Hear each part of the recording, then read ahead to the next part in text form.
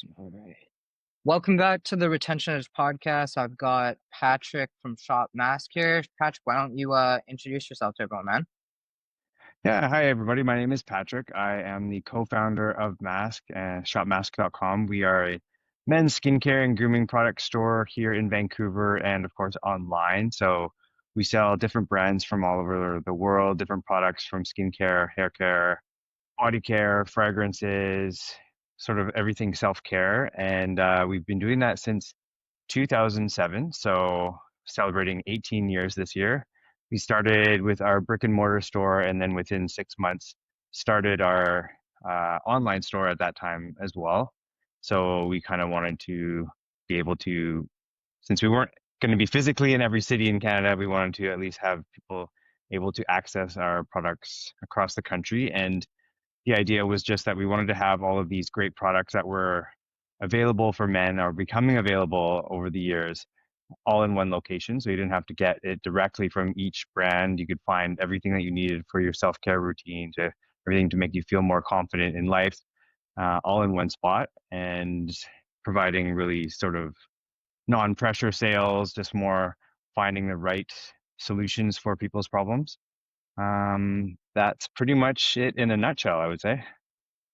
How did you get into like the men's skincare and beauty space? Like what made you guys decide to go that direction? Like obviously everyone focuses on women, but like you guys decided For to sure. focus on men. Yeah, so my business partner Jamie was always really into skincare. As a young child, he dealt with acne and that kind of thing, and his mom used to take him for facials and just get him into a skincare routine, and really got him into that sort of mindset of taking care of your skin from a young age.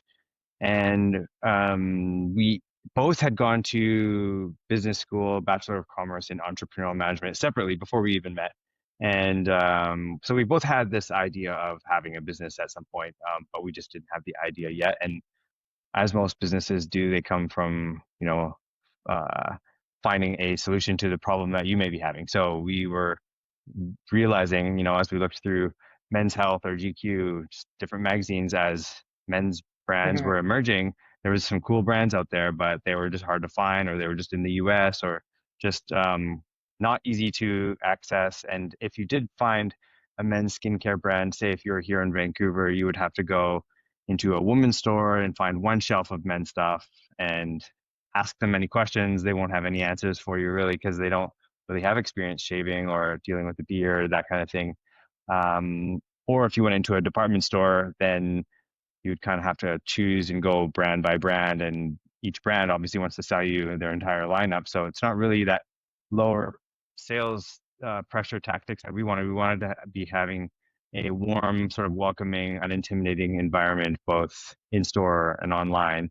And that's kind of how we got into it. It all kind of happened really quickly when it did. Like we had the idea already sort of mapped out in a book and just, writing it out and sort of like the framework of a business plan. But we were working at this company that ended up kind of going under. So we both ended up unemployed at the same time. And the space that we had pictured it in all of a sudden was coming available. And the woman that was in that space was just moving across the street. And she didn't know that we had a business idea in her, like with the intention of being in a space like hers. And so when she mentioned it to us, we when we got back to our place, we decided to email her right away and let her know like we had this idea and we were interested in the space. And so we had to work really fast after that. It all happened really fast when it did, but we had seen the opportunity about a year before we ended up taking action and making it happen. That's awesome. True entrepreneur's journey, becoming unemployed, deciding to Yeah. start a business right away.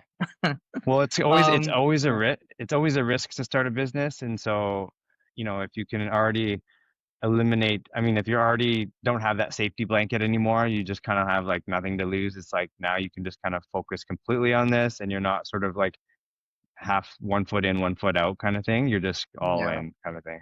Yeah. yeah. It's like you have to make this work, or you have to do something else. There's no little bit of time here, a little bit of time here. It's just Yeah. 100% focused, right? Uh, Yeah.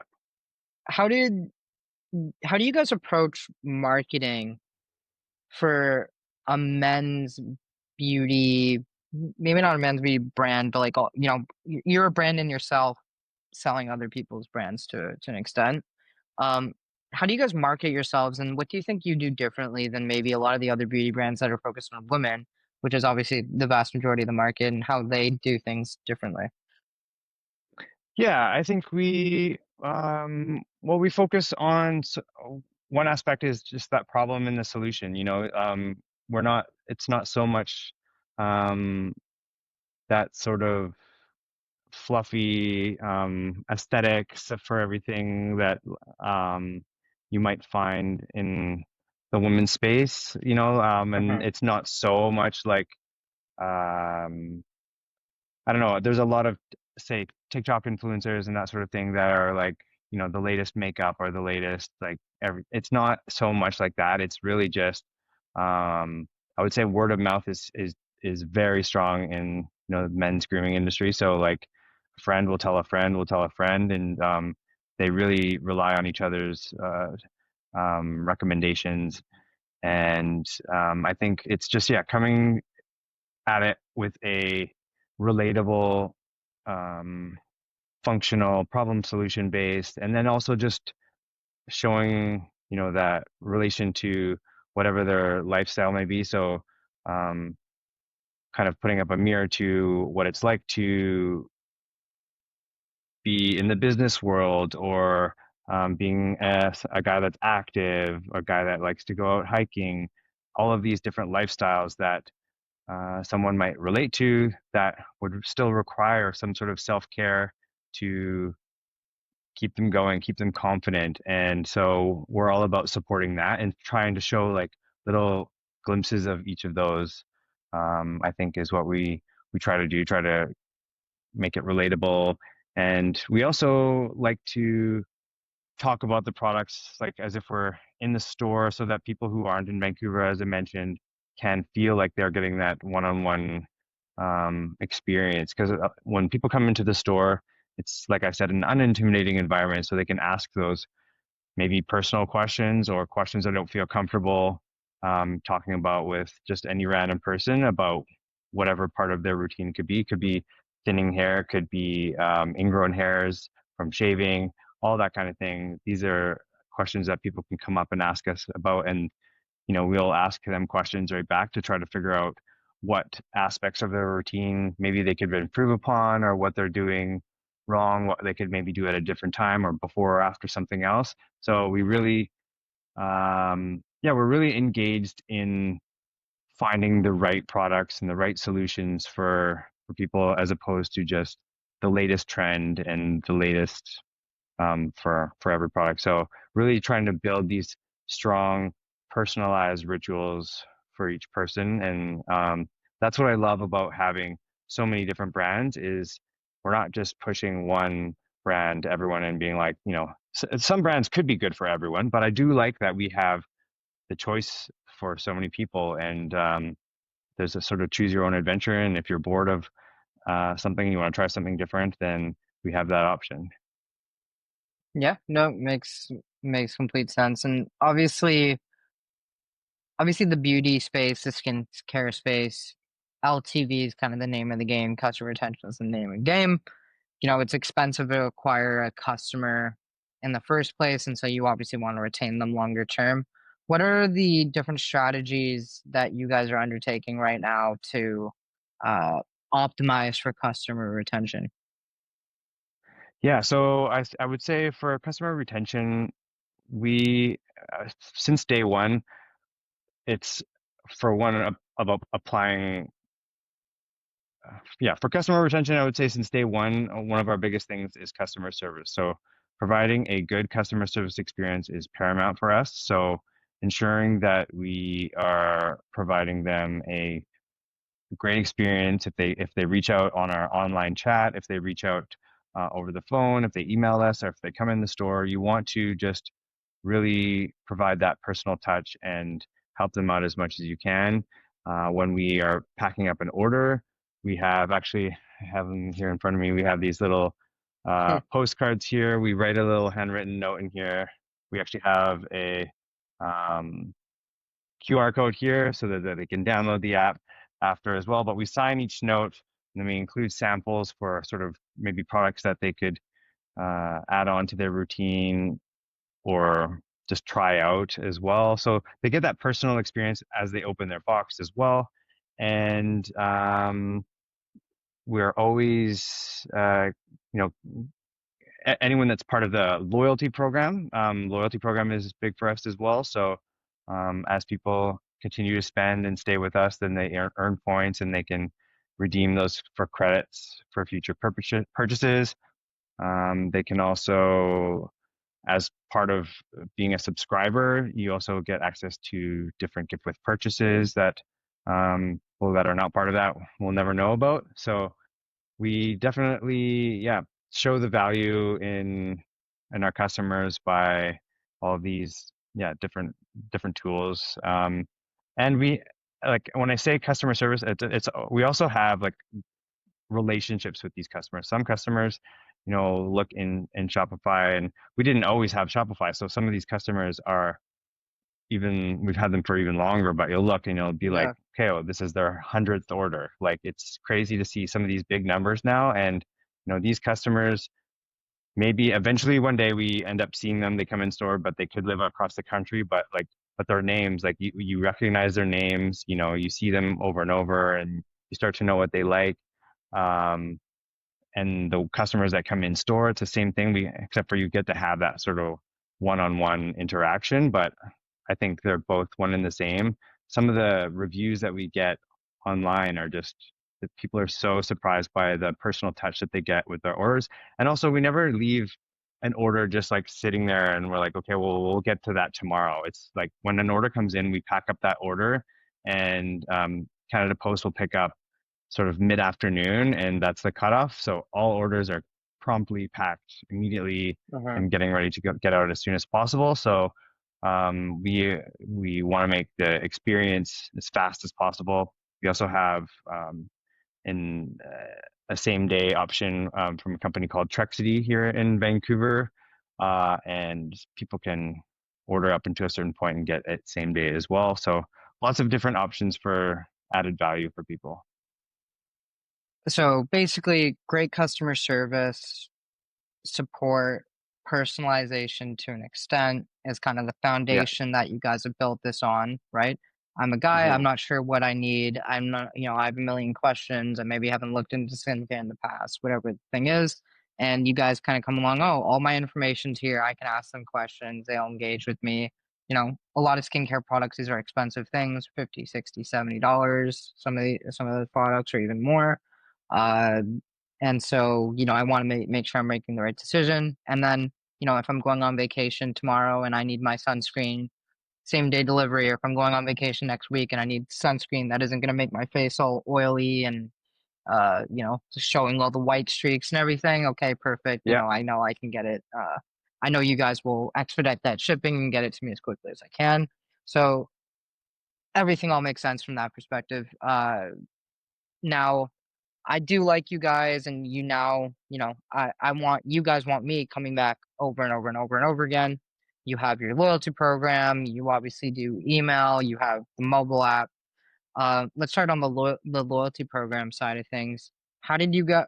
What made you guys start the loyalty program in the first place, and what are some of the results you've seen from investing in a loyalty program to begin with? Because there's a lot of businesses that say, "Oh, we don't need a loyalty program. Like we think the customer's just going to come back to us," or whatever other arguments for why they wouldn't have invested in one in the first place. Yeah, I think it was on our radar very early on. I think there are other neighboring businesses, not necessarily in the same industry, but for example, there's a Hmm. company that is nearby called Body Energy Club, and they are sort of a supplement and everything you kind of need for the gym and for health and that kind of thing.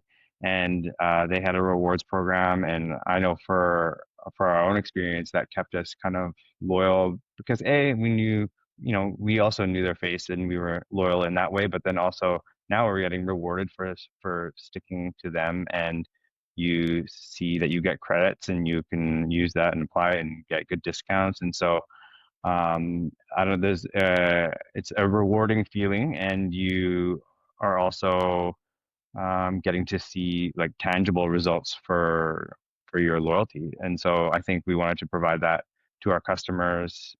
And we had a different loyalty program to begin with, but now for several years now we've had Smile, and it's a very easy to use system. It integrates to with our in-store and our online, and so our customers that we have, the ones that are in Vancouver, they like to shop online and in store. So it's nice that Mm. people can come in and out, and even people that are traveling to Vancouver from across the country or from Toronto, that people that travel regularly. We have a lot of customers that travel regularly, and if they can stop into the store, they will. But they also maybe more often than not shop online. And so, yeah, it's super important. We definitely notice that I would say 4 times a year we do a double points reward event for a Mm. few days for each of those, and that's huge. So people recognize the value of the points, and then their spend goes up significantly during those periods. So, we don't do it all the time, but like during those periods, you see a huge spike in that. And so, these people are paying attention to their points. And when we have people in the store, they're like, oh, how many points do I have? And that kind of thing. So it's really cool to see people very engaged. That's just another way that they are sort of interacting with the brand experience. Not only are they looking at maybe your site or your Instagram or any of your videos you're putting out, but then they're like, okay, what are my points at? So it's all a whole brand experience that they're getting. And where did the mobile app kind of come into the picture, right? Because obviously before you came to us, you had the app for multiple years, I think, before that. Yeah. How did that conversation come up, and what made you guys decide to kind of move forward with it in the first place? So yeah, originally when we first started our site, back in, well, we started our store in 2007. That's sort of like when Facebook started and that kind of thing. And Mm.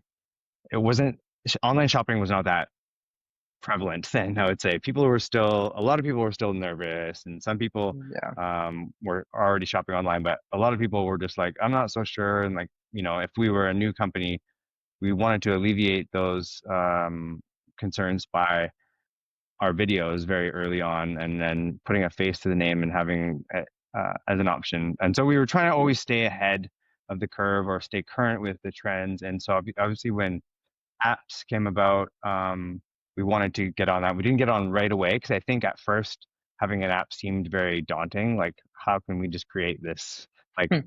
full Yeah. on, a button on your phone and like it's us? Like, I can't do that.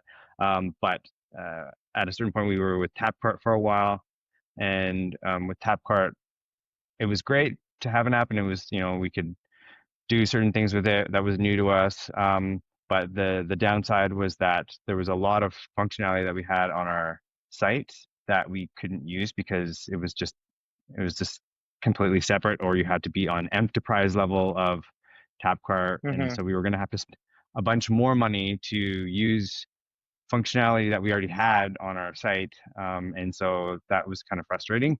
But we wanted to be able to provide this um, experience of MASC at your fingertips. So, of course, shopping online is one thing, and that's awesome and very easy to do. But now we spend more time on our phones than anything. And so we wanted to have that as an option for our customers as well, so that they can just click a button and they can order on there. And with the sort of rise of Apple Pay and Shop Pay and all these apps that help you check out even faster, I think it's just even more of a reason to stay ahead of the game and take part in having that as an option for our customers. What results have you seen as a result of kind of launching the mobile app, right? Have you noticed different behaviors within the app? Like, I guess what kind of results have you overall seen since launching it? Yeah, I think since we've launched the app, we have like I would say the percentage of app users always goes up. So as Hmm. more people download the app, start using the app, and know that we have it, then that becomes. I think customers become a little bit more loyal as well. So speaking to that loyalty program, it's the same kind of thing. So you have another option for a brand experience. this is probably, even more so because you have your logo on their phone amongst all of their favorite apps. And so having that brand connection and having that retail space on someone's phone is huge. And so I think it makes it easier for people to shop. We've definitely seen um, quicker reactions maybe to newsletters and that things that go up because it's so much easier and faster to check out. So we might see someone that is an app Hmm. user already get our newsletter.